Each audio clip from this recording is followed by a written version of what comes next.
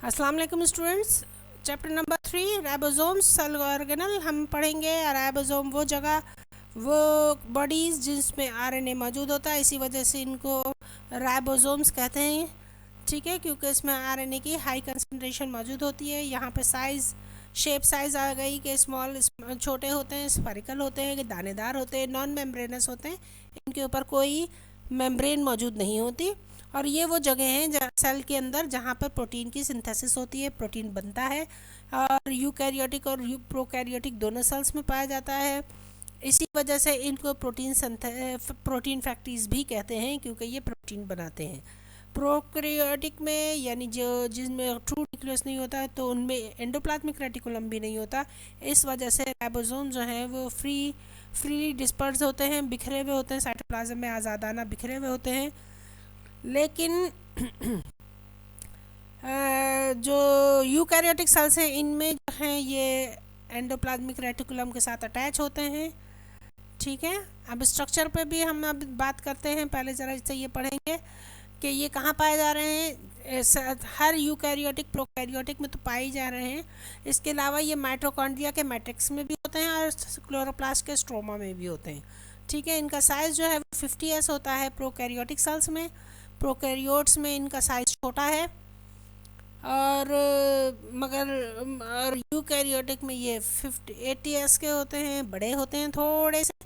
लेकिन यही सबूत है, एक अच्छी गवाही है, अच्छा सबूत है कि प्रोकैरियोट्स जो हैं उन्हीं में से यूकैरियोट्स ने इर्तिका पाई है, उसी में से बरामद हुए हैं। ठीक है,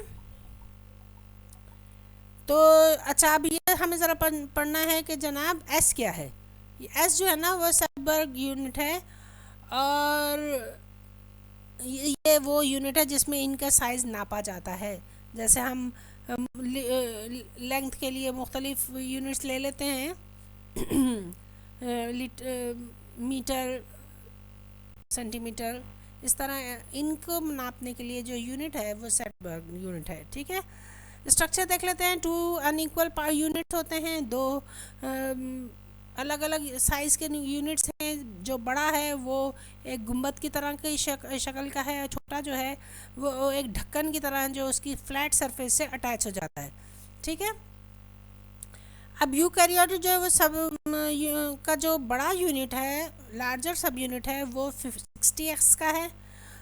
और स्मॉलर यूनिट जो है वो 40s का है। और जब दोनों मिलते हैं, तो जब जुड़ जाते हैं तो वो 100, ये वैसे तो आप देखें 60 और 40 मिलाएं तो 100 बनता है, लेकिन जब वो अटैच हो जाते हैं तो ये 80s रह जाते हैं। ठीक है, थोड़ा थोड़ा हिस्सा उनका अंदर दब जाता है, इस वजह से ये छोटे 80s तक महदूद हो जाते हैं। ठीक है, लेकिन ये आपस में जुड़ते किस तरह हैं? ये जुड़ने के लिए इनके पास जो ग्लू है वो मैग्नीशियम आयन है। तो both units are attach by magnesium ions, इनकी मदद से जुड़ते हैं। ठीक है, और राइबोसोम्स में जो वो बने किस चीज़ से हैं? वो बने हैं न्यूक्लियोप्रोटीन से। 40% आरएनए है उसके अंदर, और 60% प्रोटीन है उसमें। और ये 40 मुख्तलिफ, 50 और उससे ज़्यादा मुख्तलिफ किस्म के प्रोटीन बना सकते हैं। ठीक है, मुख्तलिफ किस्म के प्रोटीन से मिलकर बनते हैं। और ये जो मैग्नीशियम है ये पुल बनाता है इन दोनों को जोड़ने के लिए। तो वो पुल किस तरह बनाता है? एक तरफ से वो आरएनए का फॉस्फेट ग्रुप का कान पकड़ता है, ठीक है, और दूसरी तरफ वो अमाइनो एसिड का अमाइनो ग्रुप का कान पकड़ता है, और इस तरह वो एक बॉन्ड बना देता है। ठीक है, और ये जिस वक्त होता है, ये बॉन्ड किस वक्त बनता है? जब प्रोटीन सिंथेसिस का टाइम शुरू हो जाता है, जब प्रोटीन के बनने का वक्त शुरू हो जाता है। और साइंसदानों ने यह भी नई बात मालूम की है कि राइबोसोम जो हैं वो न्यूक्लियस के अंदर छोटे ऑर्गेनल न्यूक्लियोसोम में पाए जाते हैं। ठीक है,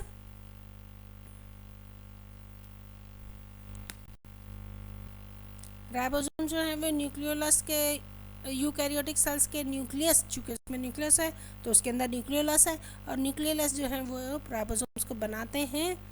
और फिर वो न्यूक्लियस में से ट्रांसफ़र होकर जो है वो साइटोप्लाज्म में आ जाते हैं ये राइबोसोम्स। लेकिन ट्रांसफ़र होने के लिए उनको वो किस रास्ते को चुनते हैं? न्यूक्लियर प्लाज्म के, न्यूक्लियर मेम्ब्रेन के अंदर मौजूद जो पोर्स हैं में जो सुराख हैं उन क्योंकि उनकी उसकी मेम्ब्रेन जो है वो पोरस होती है, इस वजह से वहाँ से आसानी से निकल कर साइटोप्लाज्म में आ जाते हैं और अपना काम शुरू कर देते हैं। प्रोटीन सिंथेसिस के दौरान बहुत सारे राइबोसोम्स, कई यानी एक से ज़्यादा, वो एक सिंगल mRNA पर अटैच हो जाते हैं ताकि वो एक मखसूस किस्म के प्रोटीन बना सकें। ठीक है, एक मखसूस किस्म के प्रोटीन को बनाने के लिए मखसूस किस्म के राइबोसोम्स mRNA पर अटैच होते हैं।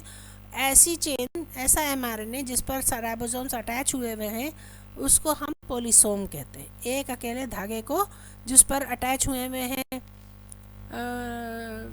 राइबोसोम्स, उनको हम पॉलीसोम कहते हैं। इसको एर्गोसोम भी कहते हैं। आइए आगे पढ़ते हैं। जनाब आपको कुछ नोट्स प्रोवाइड कर दें, ज़्यादातर चीज़ें आपकी किताब में मौजूद हैं। ठीक है, इंट्रासेलुलर स्ट्रक्चर है, सेल के अंदर पाया जाने वाला, आरएनए और प्रोटीन से मिलकर बनता है, प्रोटीन सिंथेसिस की जगह पर मौजूद होता है। और राइबोसोम जो है वो मैसेंजर आरएनए पे जो कोड्स हैं उनको पढ़ता है, उनको ट्रांसलेट करता है, इन जेनेटिक कोड को जो कि डीएनए ने दिए हैं आरएनए को, और उसके बाद जो है वो ख़ास किस्म का अमाइनो एसिड का एक धागा बनाता है, स्ट्रिंग बनाता है। ये जो लंबा सा लॉन्ग चेन होगा वही जो है वो एक मुड़कर तय होकर एक प्रोटीन बनाएगा। ये डिस्कवरी है, डिस्कवरी के तमाम एस्पेक्ट्स साइंटिस्ट के नाम और ये टाइम दिया गया है। ठीक है, एक ने जो है वो इलेक्ट्रॉन माइक्रोस्कोप के ज़रिए ग्रैन्यूल्स जैसे उनको दरियाफ्त किया, उसका नाम प्लेट ग्रैन्यूल रखा अपने नाम के हिसाब से।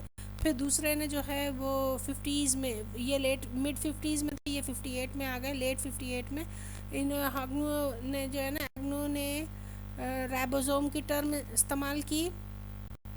उसके बाद कुछ साइंटिस्ट ने जो है, जिन लोगों ने इस पर काम किया था, उन्होंने नोबेल प्राइज़ दिया फिजियोलॉजी और मेडिसिन में 1974 में, और क्योंकि उन्होंने राइबोसोम्स को डिस्कवर किया था। उसके बाद केमिस्ट्री के 2009 का जो अवार्ड है वो इन साइंटिस्ट को मिला क्योंकि इन्होंने डिटेल स्ट्रक्चर और तरीक़ाकार राइबोसोम का दरियाफ्त किया था। ये तस्वीर आपकी बुक में भी मौजूद है, आप बहुत आसानी से देख सकते हैं क्लियरली। और यहाँ जो अटैच होने के लिए जो मटेरियल या ग्लू इस्तेमाल किया गया वो क्या है, मैग्नीशियम आयन है। ठीक है, याद रखिएगा। अच्छा, अब ये तो गोल गोल आपको मोती जैसे नज़र आ रहे हैं, बेसिकली ये तो नॉन मेम्ब्रेनस हैं, तो ये असल स्ट्रक्चर इस किस्म का होगा, इन पे कोई तह मौजूद नहीं होती, मेम्ब्रेन मौजूद नहीं होती। ठीक है, अच्छा जनाब, हम ज़रा सा इसको देख लेते हैं कि एक बात याद रखिएगा कि प्रोकैरियोट और यूकैरियोट के जो राइबोसोमल यूनिट्स हैं, चाहे वो बड़ा हो या छोटा हो, वो बिल्कुल एक जैसे होते हैं और एक जैसा प्रोटीन बनाने के एक ही तरीके के पर काम करके प्रोटीन बनाते हैं। पॉलीसोम आप पढ़ चुके हैं, अभी मैंने बताया था कि एक ऐसी चेन जिसके ऊपर एक ऐसा mRNA जिसके ऊपर राइबोसोम्स, एक ख़ास किस्म के मखसूस किस्म के राइबोसोम्स अटैच हैं मखसूस किस्म का प्रोटीन बनाने के लिए, उनको हम पॉली राइबोसोम या पॉलीसोम या एर्गोसोम कहते हैं। ठीक है, और ये बीड्स की तरह होते हैं जो धागे के ऊपर बंधे हुए हैं, और ये mRNA और दो या ज़्यादा राइबोसोम से अटैच हुए। इनका काम क्या है, ये ट्रांसलेट करेंगे। ये जो अटैच्ड राइबोसोम से इनका काम क्या है कि ये mRNA को पे जो इंस्ट्रक्शंस हैं, कोड्स हैं, उनको ट्रांसलेट करेंगे। ठीक है, और पॉलीपेप्टाइड बनाने के लिए। और उसके बाद ये जो नाम दिया गया एर्गोसोम, ये 1963 में दिया गया था, ये जोनाथन वार्नर और पॉल नॉफ और एलेक्स रिच ने, और इस तरह जो है ये पॉलीसोम नाम पड़ गया था। पॉलीराइबोसोम स्ट्रक्चर जो है वो प्रोकैरियोट पॉलीसोम से में अलग है, यूकैरियोटिक पॉलीसोम से अलग है, और मेम्ब्रेन बाउंडेड पॉलीसोम्स यानी माइटोकॉन्ड्रियम जो राइबोसोम्स पाए जाते हैं उनसे भी अलग है। ये स्ट्रक्चर है, यहाँ से mRNA अटैच हो गया, ये साइट हो गई, यहाँ पर उसने बनाया एक जगह पर अमाइनो एसाइल, दूसरी जगह पर उसने पेप्टाइडिसाइल बनाया, पेप्टिडाइल बनाया, और फिर खाली होकर यहाँ से एग्ज़िट हो गया। ये खाली एम्प्टी साइट है। ठीक है, एग्ज़िट साइट या एम्प्टी साइट है। तो इस तरह ये काम करते हैं, ये अटैचमेंट के लिए काम आ गया। अच्छा जनाब, अगली यूनिट के साथ मिलेंगे, प्रोटीन सिंथेसिस और जेनेटिक कोड हम पढ़ेंगे। अपने वो याद रखिएगा, खोल के रखिएगा नोटिफिकेशंस, MMRA को साथ रखिएगा, ठीक है, CA के सेंटर के साथ। ठीक, थैंक यू।